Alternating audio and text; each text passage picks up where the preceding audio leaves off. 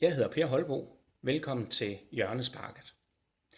Nogle ateister hævder, at fordi deres påstand er negativ, altså en påstand om Guds ikke-eksistens, så har de ikke bevisbyrden, for man kan ikke bevise ikke-eksistens.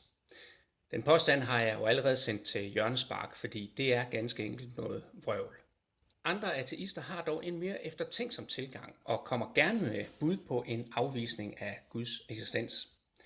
På YouTube-kanalen 2 Minute Facts, der ligger der en video, hvor man samler 10 logiske begrundelser, der beviser, at Gud ikke eksisterer. Og lad os prøve at se på dem. Nummer 10. Dårligt designet univers. Number 10. Poorly designed universe. Don't the theists say that God is perfect and the creator of the universe? Well then, why did he design the universe and his babies in such poor fashion? We weren't in a hurry to land on Earth. We could have stayed in his creation lab for some more time, if only to become refined beings. If God exists, and it's him who has created us with diseases and malfunctions, do we have a reason to worship him? Egentlig er det en lidt besynderlig titel for et argument, der slet ikke beskæftiger sig med universets design, men derimod med menneskers design og jordens design. Men lad nu det ligge. Argumentet det er kort fortalt, at hvis de, der tror på Gud, hævder, at Gud er perfekt, så ville han ikke have skabt os som skrøbelige, og der ville ikke have været sygdomme i verden. Men lad os lige prøve at skille tingene ad her. Som argumentet fremstilles her, så afhænger Guds eksistens af, hvad jeg og andre tror om ham. Men det er jo ikke rigtigt.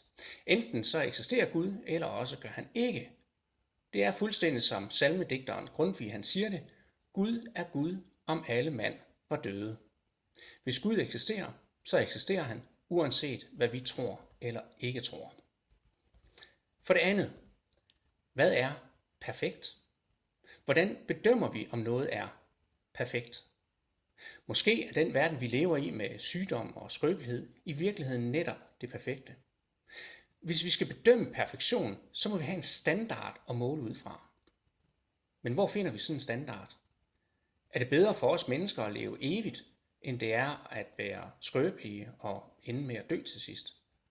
Kort sagt, er vi overhovedet i stand til at bedømme perfektion i det store perspektiv, som rækker helt ind i evigheden.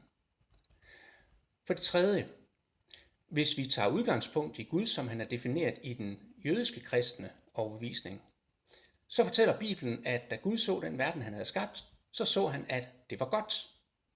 Han gav mennesket den klare besked, at vi må spise alle havens træer, men træet til kundskab om godt og ondt må vi ikke spise af, for så dør vi.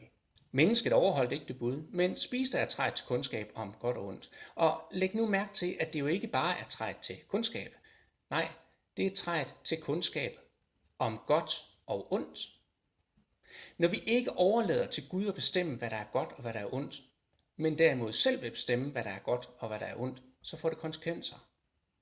Gud så, at det han havde skabt var godt. Det er det ikke længere. Ikke efter syndefaldet.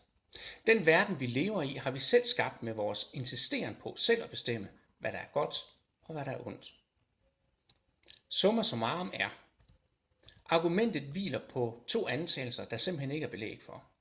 Dels at verden ikke er perfekt. Det kan vi ikke vide, uden at have en standard for perfektion.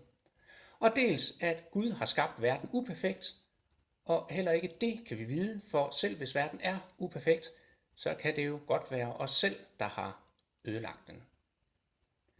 Argumentet, det er sendt til Hjørnespark.